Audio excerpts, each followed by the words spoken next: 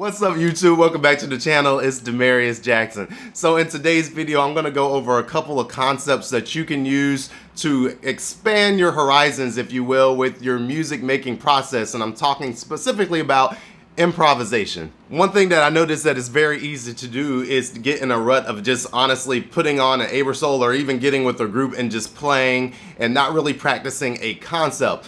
Now, while I agree that that is definitely needed at times, and I do it every single day, I sometimes need to get a concept in my mind to expand my horizons and to really focus on one thing at a time. So like I said, in this video, I'm gonna go over 3 techniques or 3 concepts that you can use to get new ideas flowing in your mind. But before we get to those comments, make sure you smash the like button, comment and subscribe at the end if you enjoyed it or even if you didn't enjoy it. And without further ado, let's get to the video. All right, idea number 1 is to pick an interval and only play within that interval. So for the example that I'm gonna play, I'm gonna use a concert B flat blues progression, and that's I'll be playing alto saxophone, so not to insult anybody's intelligence, but that's a G for me, and I'm gonna pick the interval of a perfect fourth. So when I improvise over this track, I'm only gonna play the intervals of a perfect fourth, so G, G sharp, A sharp, B natural, and C, and only those notes,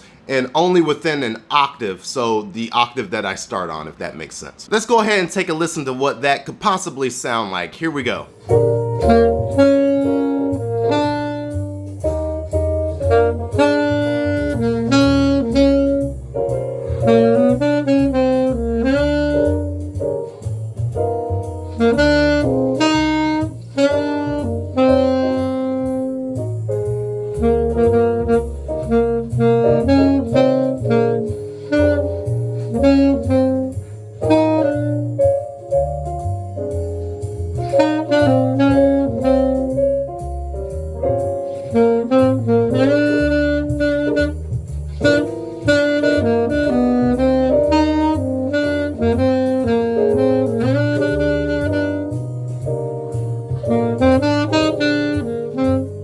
Alright, so there we have it. You know, I really like this example because it forces me to think of more rhythmic things to play rather than melodic, if that makes sense.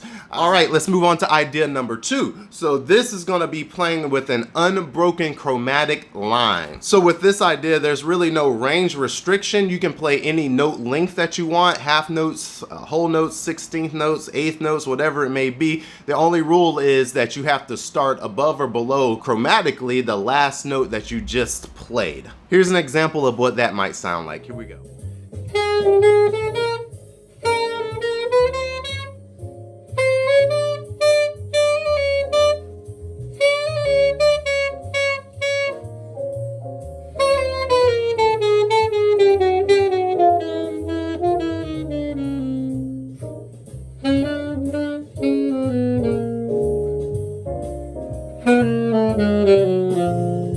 Alright, so there we have it. You know, I really like this idea not only for the improvisation aspect of it, but also for composition. Personally speaking, it's a daunting task to try to come up with a new composition, just for me, because like the world is your oyster. You have so many ideas and so many things that you could do. So adding these parameters will kind of narrow you down and kind of get your ideas started and your mind flowing on new things that you could play or that you could compose. All right, so let's move on to idea number 3, and that is picking a range of your instrument and only playing within that range. And this idea is especially good for saxophone players wanting to work on their altissimo to gain some fluidity up in that upper register. So for this example, I'm going to take that same B flat blues progression and I'm going to pick my high D and only play from there on up. So realistically, my range personally is going to be from that D probably on up to that altissimo D. Let's go ahead and listen to an example of that. Here we go.